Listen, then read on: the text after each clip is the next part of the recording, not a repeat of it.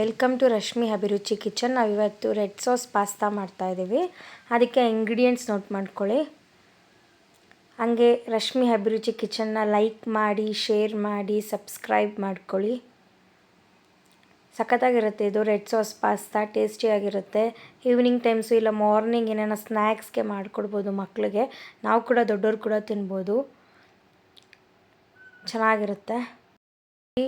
ನೀರು ಬಾಯ್ಲ್ ಆಗೋಕ್ಕೆ ಅಂತ ಇಟ್ಕೊಂಡಿದ್ದೀನಿ, ಕುದಿಯೋಕ್ಕೆ ಅಂತ. ಅದಕ್ಕೊಂಚೂರು 1 ಟೇಬಲ್ ಸ್ಪೂನಷ್ಟು ಎಣ್ಣೆ ಹಾಕ್ಕೊಂಡಿದ್ದೀನಿ, ಆಯಿಲು.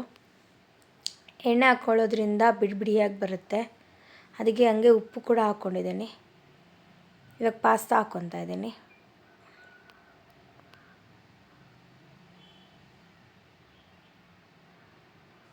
ಇವಾಗ ಒಂದು ಪ್ಯಾನ್ ಇಟ್ಕೊಂಡಿದ್ದೀನಿ,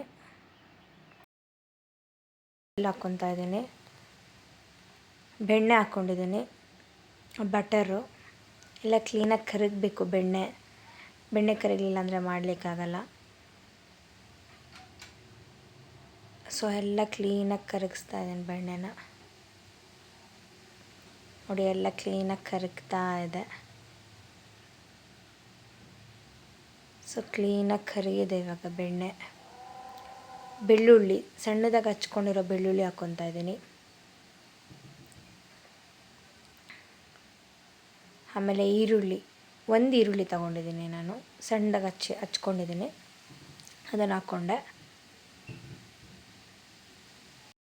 ಸಣ್ಣದಾಗಿದ್ದರೆ ಏನಾದರೂ ಈರುಳ್ಳಿ, ಅದನ್ನು 2 ಈರುಳ್ಳಿನ ಹಚ್ಕೊಂಡು ಹಾಕ್ಕೊಬೋದು. ನಾನು 1 ಈರುಳ್ಳಿ ದೊಡ್ಡದಾಗಿತ್ತು, ಸೊ ಅದನ್ನು 1 ಈರುಳ್ಳಿ ಮಾತ್ರ ಹಾಕ್ಕೊಂಡಿದ್ದೀನಿ. ಚೆನ್ನಾಗಿ ಫ್ರೈ ಮಾಡ್ಕೊಳ್ಳಿ ಈರುಳ್ಳಿ ಚೆನ್ನಾಗಿ ಫ್ರೈ ಆಗಬೇಕು. ಗೋಲ್ಡನ್ ಕಲರ್ ಬರಬೇಕು ಈರುಳ್ಳಿ. ಚೆನ್ನಾಗಿ ಫ್ರೈ ಆಗ್ತಾಯಿದೆ ಈರುಳ್ಳಿ. ಒಂದು 1/4 ಟೇಬಲ್ ಸ್ಪೂನಷ್ಟು ಚಿಲ್ಲಿ ಪೌಡರ್ ಹಾಕ್ಕೊತಾ ಇದ್ದೀನಿ, ಖಾರದ ಪುಡಿನ. ಟೇಸ್ಟ್ ಚೆನ್ನಾಗಿ ಕೊಡುತ್ತೆ ಚಿಲ್ಲಿ ಪೌಡರು. ಒಂದು 1/4 ಟೇಬಲ್ ಸ್ಪೂನಷ್ಟು ಧನಿಯಾ ಪುಡಿ, ಕೊರಿಯಾಂಡರ್ ಪೌಡರ್ ತೊಗೊತಾ ಇದ್ದೀನಿ, ಹಾಕ್ಕೊಂಡಿದ್ದೀನಿ.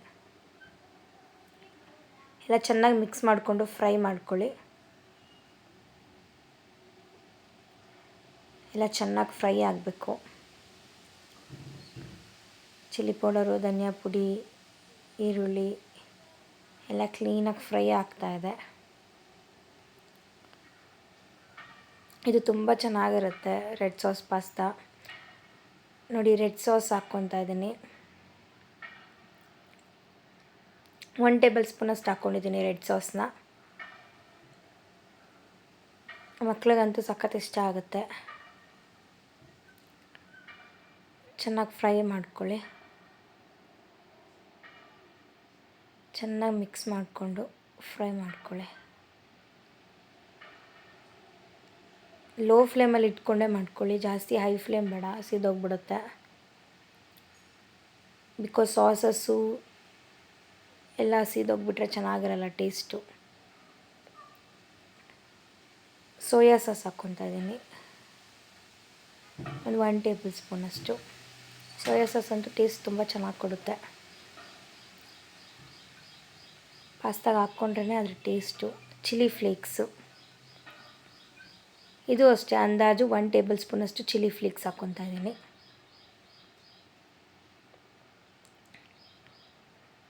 ಎಲ್ಲ ಐಟಮ್ಸ್ ಹಾಕಿದ್ರೇ ಟೇಸ್ಟು. ನೋಡಿ, ಮಿಕ್ಸ್ಡ್ ಹರ್ಬ್ಸ್ ತೊಗೊಂಡಿದ್ದೀನಿ, ಇದು ಅಷ್ಟೇ 1 ಟೇಬಲ್ ಸ್ಪೂನಷ್ಟು ಹರ್ಬ್ಸ್ ಹಾಕ್ಕೊಂಡಿದ್ದೀನಿ.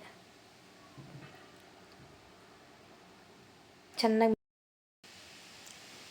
1-3 ಸೆಕೆಂಡ್ಸ್ ಬಿಡಬೇಕು.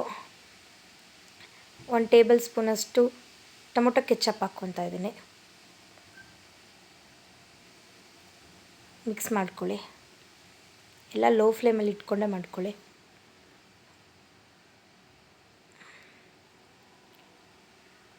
ಇದು ರೆಡ್ ಸಾಸ್ ಪಾಸ್ತಾ ಮಕ್ಳಿಗೆ ಸಖತ್ ಇಷ್ಟ ಆಗುತ್ತೆ, ಕಲರ್ಫುಲ್ಲಾಗಿರೋದ್ರಿಂದ. ಪಾಸ್ತಾ ಹಾಕ್ಕೊಂಡಿದ್ದೀನಿ, ಬಾಯ್ಲ್ ಮಾಡಿ ಇಟ್ಕೊಂಡಿದ್ನಲ್ಲ ಪಾಸ್ತಾನ ಹಾಕ್ಕೊತಾ ಇದ್ದೀನಿ.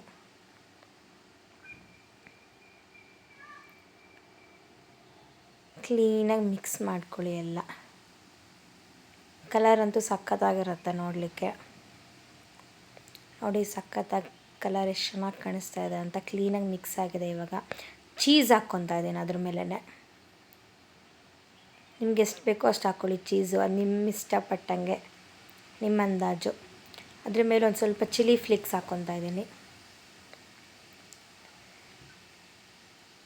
ಒಂದು ಸ್ವಲ್ಪ ಹರ್ಬ್ಸು, ಬಟರ್ ಹಾಕ್ಕೊಂಡೆ, ಮತ್ತು ಒಂದು ಸ್ವಲ್ಪ ಕ್ರೀಮ್ ಹಾಕ್ಕೊತಾ ಇದ್ದೀನಿ. ಟೇಸ್ಟ್ ಎನ್ಹ್ಯಾನ್ಸ್ ಮಾಡುತ್ತೆ ಕ್ರೀಮು, ಟೆಕ್ಸ್ಚರು ಚೆನ್ನಾಗಿ ಕೊಡುತ್ತೆ. ಇದೆಲ್ಲ ಹಾಕೋದ್ರಿಂದ ಮಕ್ಳಿಗೆ ತುಂಬ ಇಷ್ಟ ಆಗುತ್ತೆ. ಲಿಡ್ ಕ್ಲೋಸ್ ಮಾಡಿಬಿಡಿ, ಲೋ ಫ್ಲೇಮಲ್ಲೇ ಇಟ್ಬಿಡಿ. ಒಂದು 2 ಮಿನಿಟ್ಸ್ ಆದಮೇಲೆ ಓಪನ್ ಮಾಡಿ, ನೋಡಿ ಕ್ಲೀನಾಗಿ ಮೆಲ್ಟ್ ಆಗಿದೆ ಎಲ್ಲ, ಚೀಸು ಎಲ್ಲ ಆಲ್ಮೋಸ್ಟ್ ರೆಡಿ ಆಗಿದೆ. ಎಲ್ಲ ಮೆಲ್ಟಾಗಿ ಎಲ್ಲ ಮಿಕ್ಸ್ ಮಾಡ್ಕೊಂಡಿದ್ದಾದ್ಮೇಲೆ ಸಾಲ್ಟು ಹಾಕ್ಕೊಂಡು ಮಿಕ್ಸ್ ಮಾಡಿಕೊಂಡು ಕೊರಿಯಾಂಡರ್ ಪೌಡರ್ ಹಾಕ್ಕೊಂಡು ಗಾರ್ನಿಷ್ ಮಾಡ್ಕೊಳ್ಳಿ. ನೋಡಿ ರೆಡಿ ಆಗಿದೆ. ಸಖತ್ ಟೇಸ್ಟಿಯಾಗಿರುವಂಥ red sauce pasta ready. Rashmi Abhiruchi ಕಿಚನ್ನ ಲೈಕ್ ಮಾಡಿ, ಶೇರ್ ಮಾಡಿ, ಸಬ್ಸ್ಕ್ರೈಬ್ ಮಾಡಿ. Thank you.